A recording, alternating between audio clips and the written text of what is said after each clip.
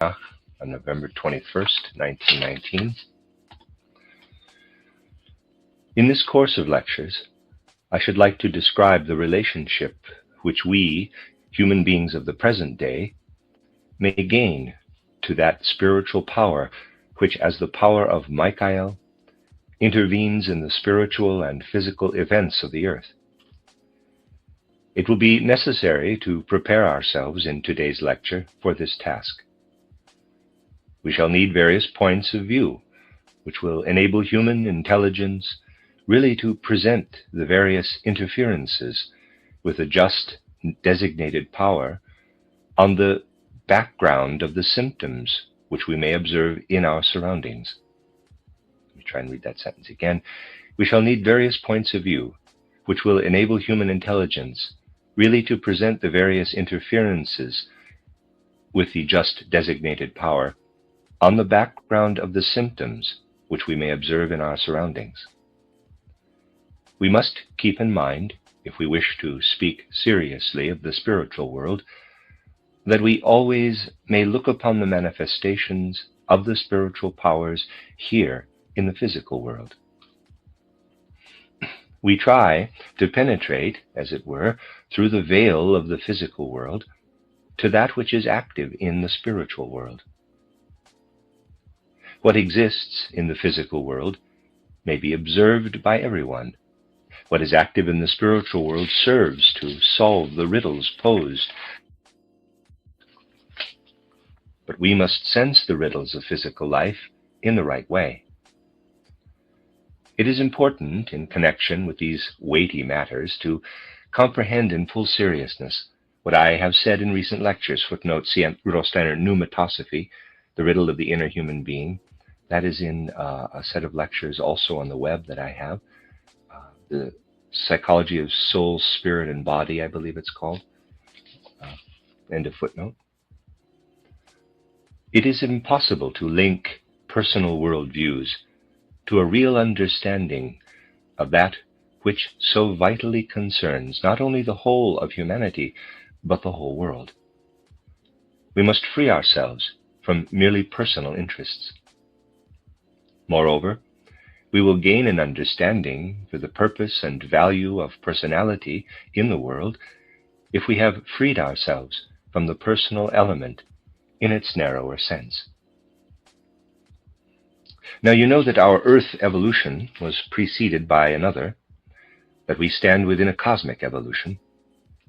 First, you know that this evolution progresses, that it has arrived at a point beyond which it will pass to further, more advanced stages.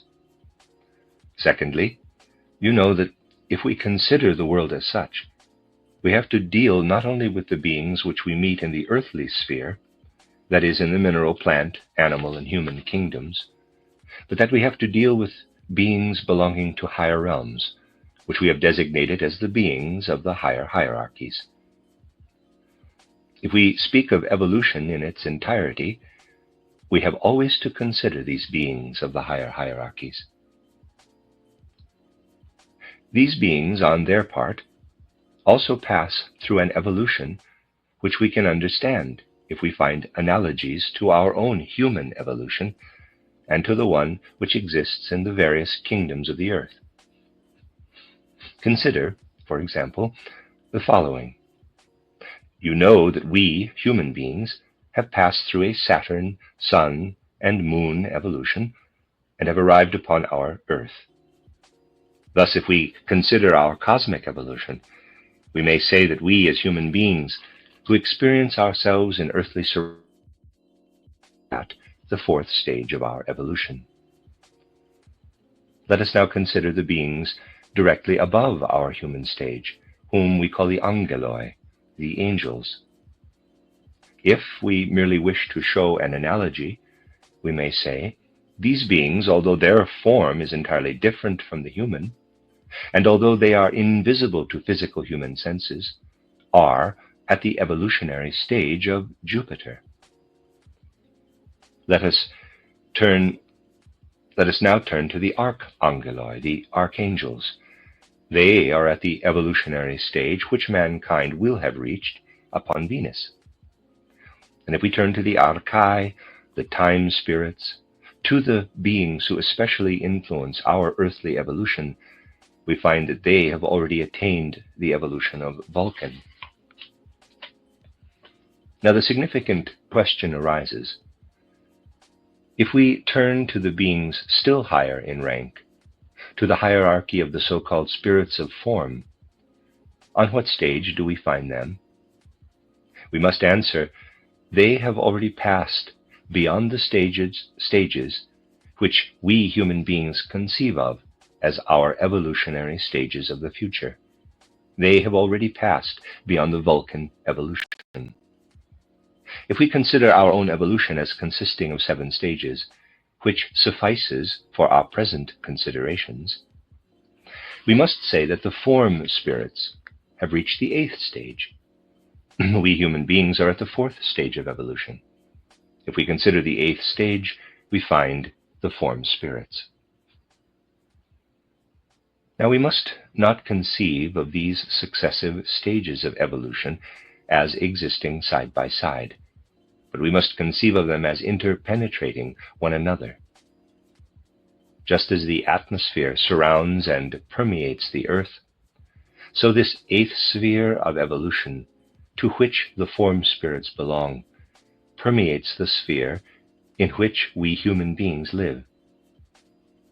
Let us now carefully consider these 2 stages of evolution. Let us repeat. We human beings exist in a sphere which has reached the 4th evolutionary stage. Yet we also exist, if we disregard everything else, in the realm which the form spirits around us and through us have to regard as theirs.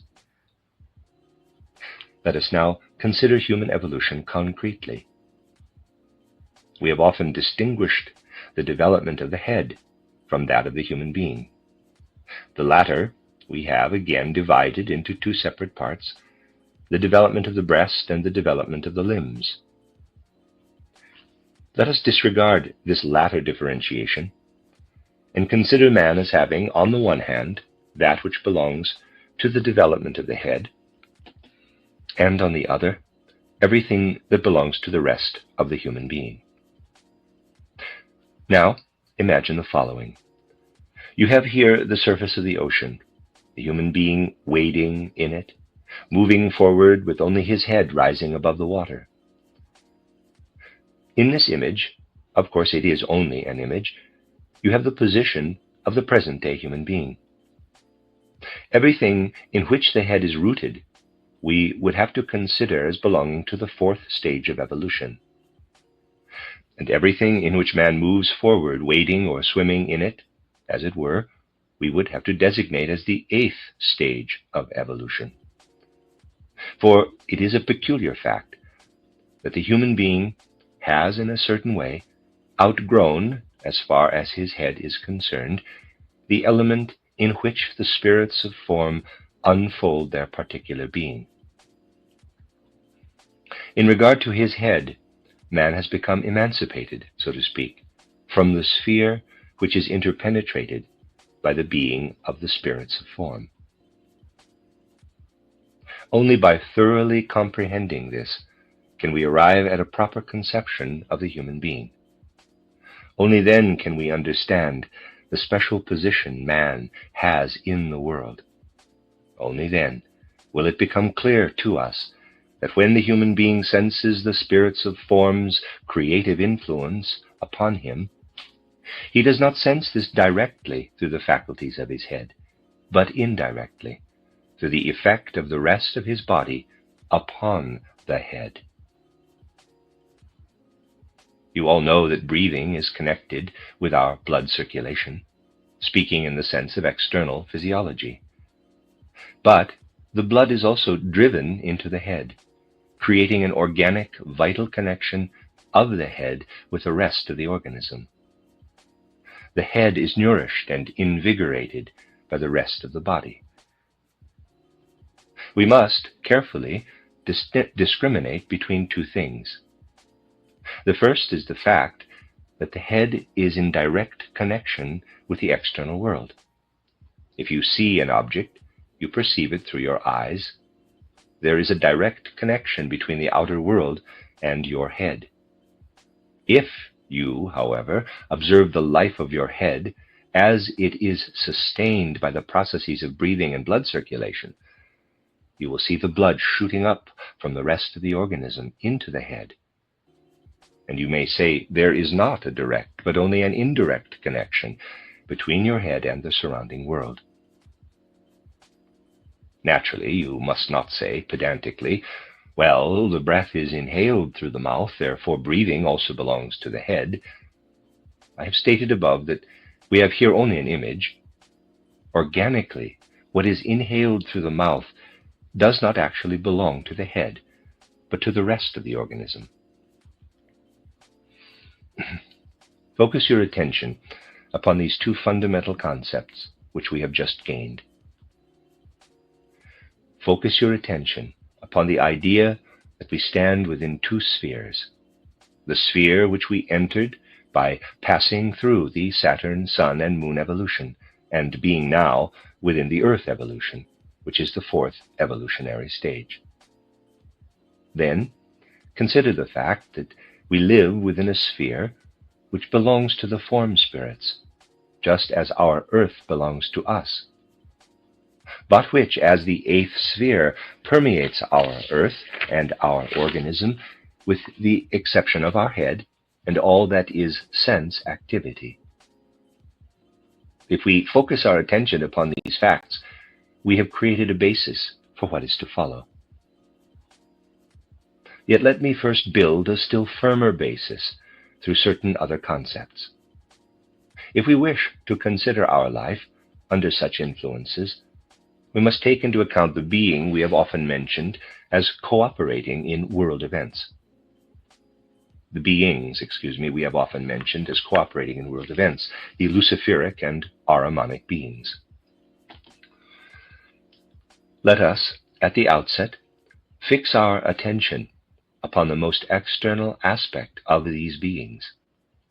They dwell in the same spheres in which we human beings live. Considering their most external aspect, we may think of all Luciferic beings as possessing those forces which we feel when there arises in us the tendency to become fantastic, when we yield one-sidedly to fancy and over-enthusiasm, when we, if I may express it pictorially, tend to go out with our being beyond our head. If we tend to go out beyond our head, we employ forces which play a certain role in our human organism, but which are the universal forces of the beings we call Luciferic. Think of beings formed entirely of those forces within us which strive to pass beyond our head, and you have the Luciferic beings which have a certain relation to our human world. Conversely, think of all that presses us down upon the earth, all that makes us sober Philistines, makes us bourgeois, which leads us to develop materialistic attitudes. Think of all that exists in us as dry intellect, and you have the Ahrimanic powers. All that I have described here from the aspect of the soul can also be described from the aspect of the body. One can say, man is always in a midway position between the intentions of his blood and the intentions of his bones. The bones constantly tend to ossify us, in other words, to Ahrimanize our bodies, to harden us. The blood would like to drive us out beyond ourselves. Expressed in pathological terms, the blood may become feverish. Then the human being is organically driven into phantasms. The bones may spread their nature over the rest of the organism. Then the human being becomes ossified, becomes sclerotic, as nearly everyone does to a certain degree in old age. Then he carries the death-dealing element in his organism, namely the Ahrimanic element. We may say that everything that lives in the blood tends toward the luciferic. Everything that lives in the bones has the tendency toward the Ahrimanic. The human being is the equilibrium between the two, as he, from the aspect of the soul, has to be the equilibrium between over-enthusiasm and sober Philistinism. Now we may characterize these two kinds of beings from a more profound point of view. Let us observe the luciferic beings and see what interests they have in cosmic existence. We shall find that their chief interest is to make the world, and above all the human world, desert the spiritual beings whom man must regard as his true creators. The luciferic beings wish nothing more than to make the world desert the divine beings. Do not misunderstand me. It is not the prime intention of the luciferic beings to appropriate the world to themselves. From various things I have said about them, you can gather that this is not their chief intention. Their chief aim is to make the human being forsake his own divine creator beings, to liberate the world from these beings.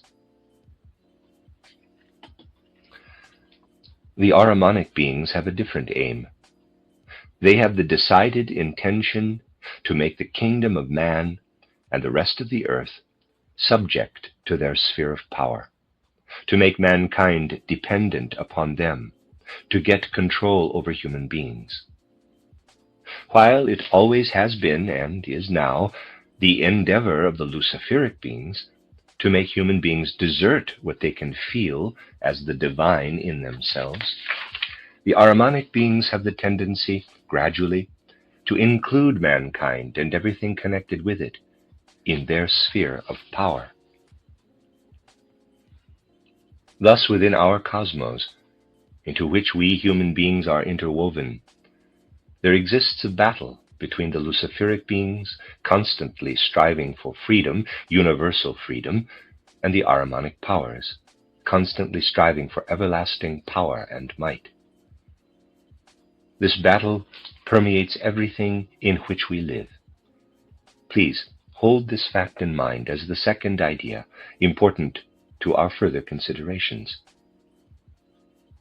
The world in which we live is permeated by luciferic and Ahrimanic beings, and there exists this tremendous contrast between the liberating tendency of the luciferic beings and the power tendency of the Ahrimanic beings. If you consider this whole matter, you will have to say to yourselves, I am only able to understand the world if I conceive of it in connection with the number 3, the triad. For we have, on the one hand, the luciferic, and on the other the Ahrimanic element, and in the middle the human being, who, as the third element in the state of equilibrium between the two, must feel his divine essence. We shall only arrive at an understanding of the world if we base it on this triad and become clear about the fact that human life is the scale beam, here the fulcrum. On the one side, the scale pan with the luciferic element pulling upward, on the other side, the scale pan with the Ahrimanic element pulling downward. To keep the scales in perfect balance signifies the essential being of man. Those who were initiated into such secrets of the spiritual evolution of mankind have always emphasized the fact that it is only possible to understand cosmic existence into which man is placed if it is conceived of in the sense of the triad, that it cannot be understood if it is considered on the basis of any other number. Thus we may say, employing our own terminology, we have to deal with 3 main factors in cosmic existence, namely the luciferic element, representing the one scale of the balance, the Ahrimanic element representing the other scale of the balance, and the scale of equilibrium, which represents the Christ impulse. Now, you may well imagine that it is entirely in the interest of the Ahrimanic and Luciferic powers to conceal this secret of the triad. For the proper comprehension of this secret enables mankind to bring about the state of equilibrium between the Ahrimanic and Luciferic powers. That means, on the one hand, to use the Luciferic tendency toward freedom for the achievement of a wholesome cosmic aim, and on the other hand, to strive to achieve the same with the Ahrimanic element. The human being's normal spiritual condition consists in relating himself in the proper way to this trinity, this triune structure of the world. For the influences upon human spiritual and cultural life do have a strong tendency to confuse man in regard to the significance of the triad. We can observe very clearly in modern culture that the conception of this structure, according to the triad, is almost completely eclipsed by the conception of a structure according to the duad. If we wish to understand Goethe's Faust, we must realize, as I have often pointed out, that this confusion in regard to the triad influences even this great cosmic poem. If Goethe in his day had had a clear view of these matters, he would not have presented the Mephistophelian power as the only opponent of Faust, who drags Faust down.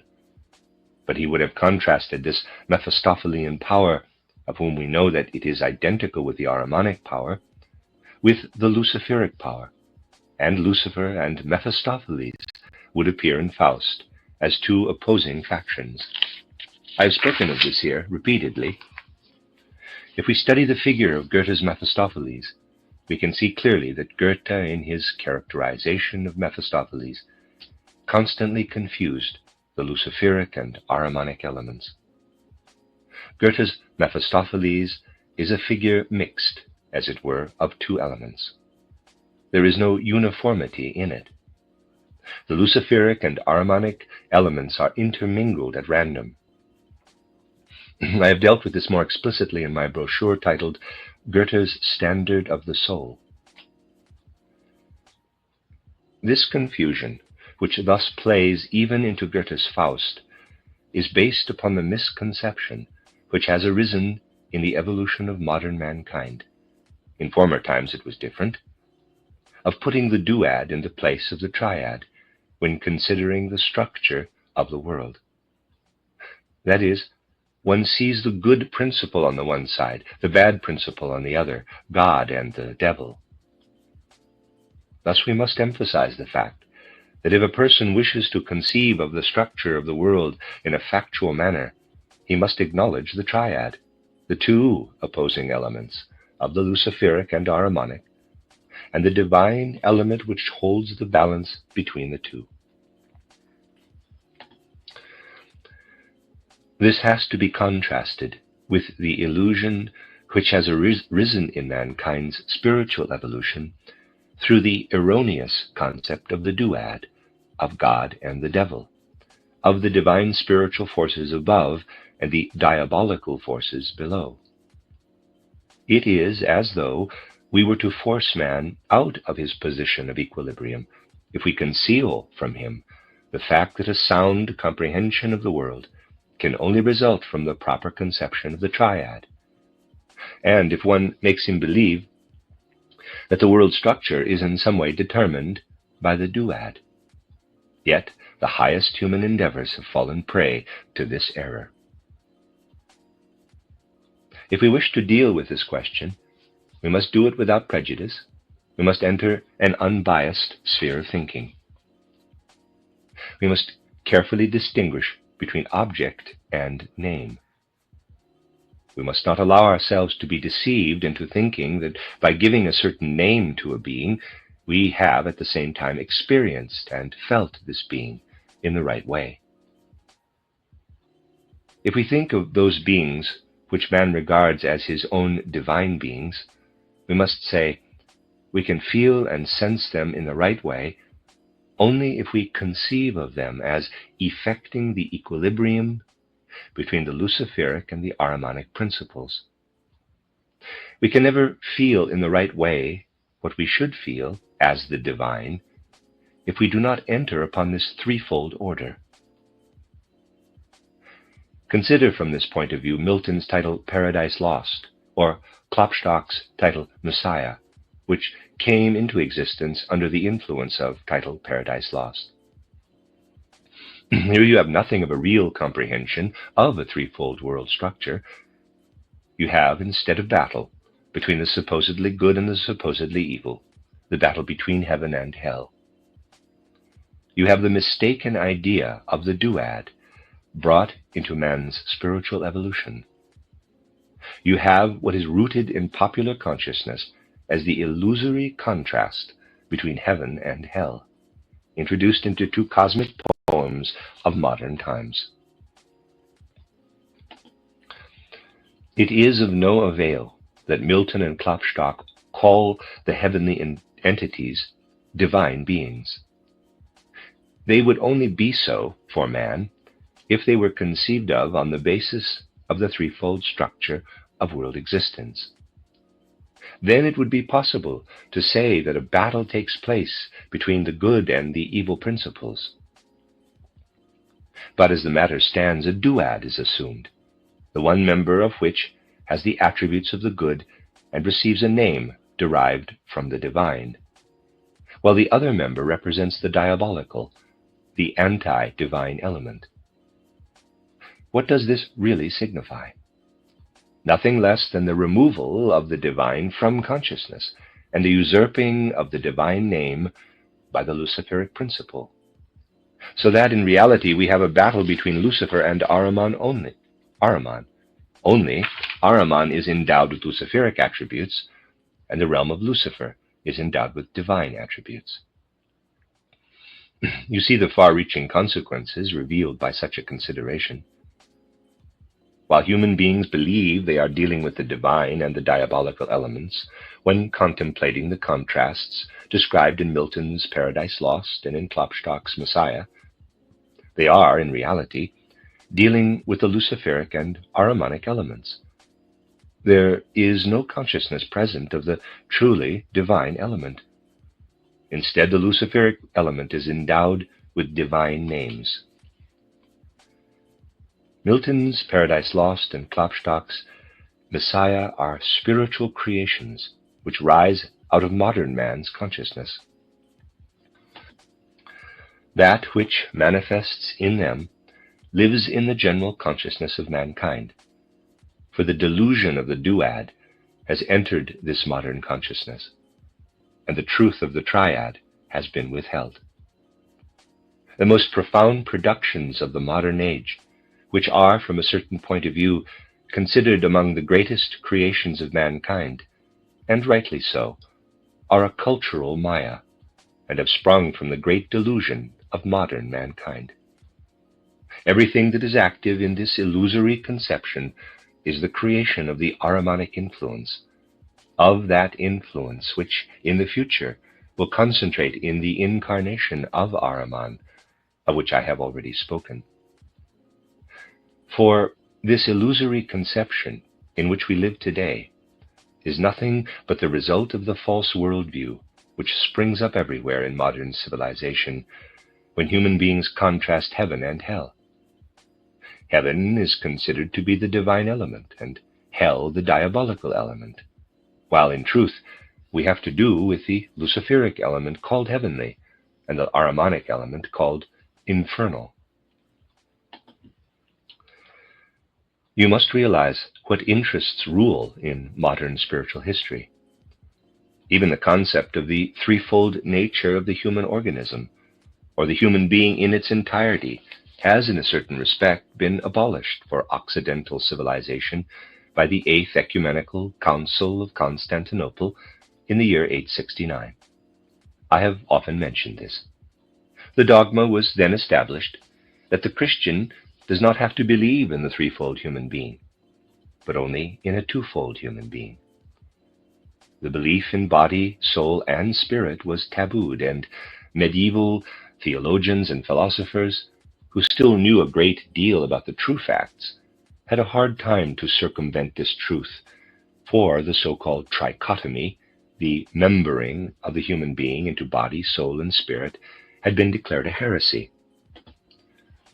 They were compelled to teach the duality, namely, that man consists of body and soul, and not of body, soul, and spirit.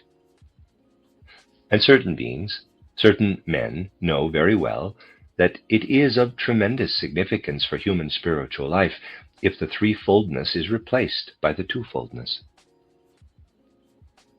We must understand such profound aspects if we wish to understand correctly why the august number of Stimmen der Zeit, translated voices of the age, the Jesuit priest Zimmermann draws attention to the fact that one of the recent decrees of the Holy Office in Rome prohibits Roman Catholics from obtaining absolution if they read or possess theosophical writings or participate in anything theosophical. The Jesuit priest Zimmermann interprets this decree in his article in Die Stimmen der Zeit by stating that it applies above everything else to my anthroposophy, and that those who wish to be considered true Roman Catholics must not occupy themselves with anthroposophical literature. He quotes one of the main reasons for this, namely that anthroposophy differentiates between body, soul, and spirit, and thus teaches a heresy opposed to the orthodox belief that man consists of body and soul. I have mentioned to you before that modern philosophers have adopted this differentiation of body and soul without being aware of it. They believe that they carry on unbiased objective science. They believe they practice real observation, which leads them to the conviction that man consists of body and soul. In truth, however, they are following in the footsteps of this dogma, which has found its way into modern spiritual development. What is considered science today is actually completely dependent on such things as have been put into the world in the course of modern human evolution. Do not believe that you will be able, with kind words, to convert such people who from these quarters slander anthroposophy. Do not believe that you will prevail upon them and call forth their goodwill toward anthroposophy. Anthroposophy must make its way in the world through its own force, and not through the protection of any power, be it ever so Christian in appearance. Through inner strength alone can anthroposophy achieve what it must achieve in the world. You must realize that the Christ impulse can only be comprehended if one sees in it the impulse of equilibrium between the Ahrimanic and the Luciferic principles, if one gives it the right place within the Trinity. We may ask, what must one do if one tries to deceive people in regard to the true Christ impulse? One must divert their attention from the true threefold ordering of the world and direct it toward the delusion of the duad, which is justified only when we are concerned with the manifest, and not when we are concerned with what lies behind the manifest in the sphere of truth. In such matters, we must go beyond mere names. Calling some being or other Christ does not mean that it is the Christ. If one wishes to prevent another human being from acquiring a true concept of the Christ, one need only put the duad in the place of the triad. But if one wishes to point to the Christ impulse in its true meaning, it is necessary that the duad be supplanted by the triad. We need not join the group of people who declare others to be heretics. We need not declare Milton's Paradise Lost and Klopstock's Messiah to be damnable works of the devil. We may continue to enjoy their beauty and grandeur. But we must realize that such works, inasmuch as they are the blossoms of popular modern civilization, do not speak of Christ at all, but originate from the delusion that everything that is not part of human evolution may be considered as belonging, on the one hand, to the realm of the devil, and on the other, to the realm of the divine. But in reality, Instead of dealing with the realm of the divine, we are dealing with the realm of Lucifer. Paradise Lost describes the expulsion of man from Lucifer's realm into the realm of Ahriman. It describes the longing of man not for the realm of the divine, but for the paradise that has been lost. That means the longing for the realm of Lucifer. You may regard Milton's Paradise Lost and Klopstock's Messiah as beautiful descriptions of human longing for the realm of Lucifer. This is what you should consider them to be, for this is what they are. You see how necessary it is to revise certain conceptions which prevail today. If we are serious in our anthroposophical thinking and feeling, we are faced not with insignificant, but with important decisions. We are faced with the necessity of taking very seriously an expression which Nietzsche has often employed, namely the expression, the revaluation of values. We have to take this very seriously. The achievements of modern man are in great need of revaluation. This does not mean that we ourselves have to become denouncers of heresy. We constantly perform here scenes from Goethe's Faust, and I have, as you know, devoted decades of my life to the study of Goethe. But from my little book titled Goethe's Standard of the Soul, you can see that this has not blinded me to the false characterization drawn by Goethe in his Mephistopheles. It would be a Philistine standpoint were we to say, Goethe's Mephistopheles is a false conception, let's get rid of him. We should then be behaving like inquisitors. As modern men, we must not place ourselves in such a position. On the other hand, we must not be indolently satisfied with the ideas that have entered, as it were, into the flesh and bones of the great masses of people today. Mankind will have to learn a great deal. It will have to transvalue many values. All this is connected with the mission of Michael in relation to those beings of the higher hierarchies with whom he is connected. In the subsequent lectures, we shall show how we may arrive at an understanding of those impulses which radiate from the Michael being into our earthly human existence. That's the end of Lecture 1. This is a reading of a collection of lectures by Rudolf Steiner entitled The Mission of the Archangel Michael. This is lecture number 2, entitled The Michael Revelation, The Word Becomes Flesh and the Flesh Becomes Spirit, given in Dornach on November 22nd, 1919. I have spoken in the previous lecture of the error which has entered our modern spiritual life and which is very little noticed today. You will have realized from our discussions that by pointing to this error, we have arrived at a very important point in our spiritual scientific considerations. It is imperative for a sound development of the spiritual life of mankind that there be clarity in this matter. I have drawn your attention to such products of culture as Milton's Paradise Lost or Klopstock's Messiah, which have sprung from the general popular thinking of the last few centuries. But I have also drawn your attention to the fact that just through such artistically as well as spiritually outstanding products of culture, we can see the dangers that are facing man's soul life if he fails to realize that it is impossible to arrive at a true and adequate concept of spirit, a true concept of Christ, as long as he imagines that the structure of the world and the spirit can be grasped through the symbol of the duad. By differentiating only according to the duad, on the one hand the good, on the other the evil, people committed the error of including on the side of evil all that we designate as the Luciferic and the Ahrimanic element. But they did not realize that they had jumbled up two cosmic elements. Thus it has come about that the Luciferic element was shifted to the side of the good. In other words, people were of the opinion that they revered the divine, recognized the divine, spoke by name of the divine, whereas in reality they intermixed the luciferic with the divine element.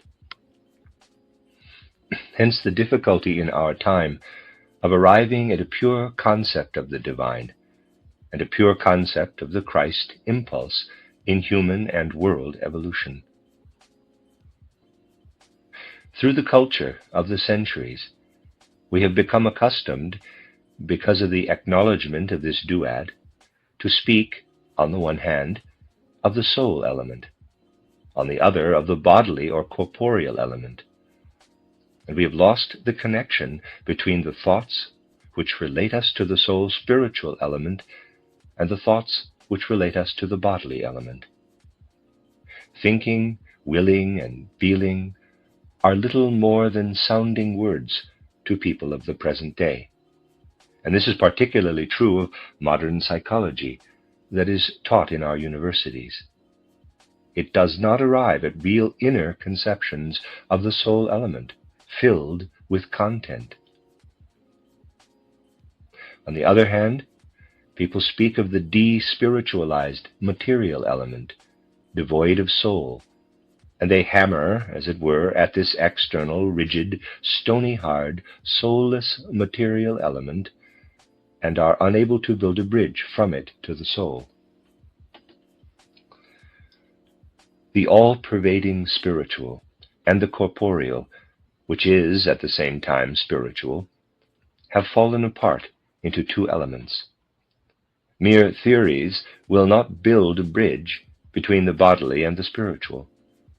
And since this is not possible, all scientific thinking has taken on the character of a schism between the bodily and the spirit or soul element.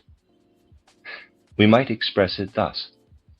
On the one hand, the various creeds have resorted to pointing to the spiritual element without being in a position to show how this spiritual element takes hold of the bodily corporeal element. On the other hand, a soulless knowledge, a soulless observation of the body is unable to look through the bodily processes and perceive the spirit-soul element governing them.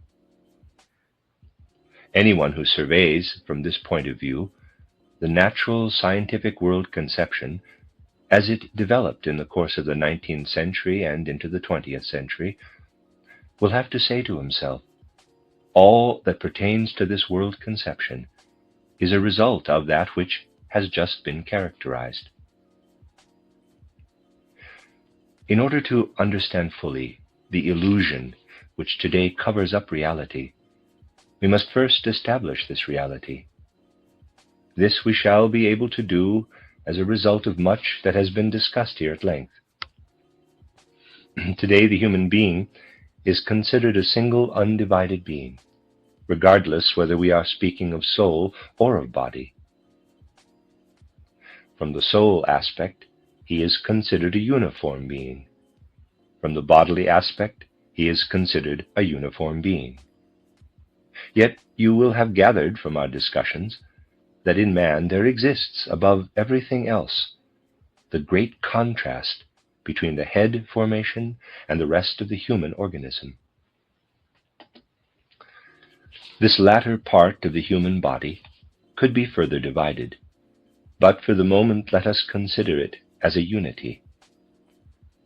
If we make inquiry into the evolution of man, the inquiry in regard to the head formation must be different from that in regard to the rest of the body.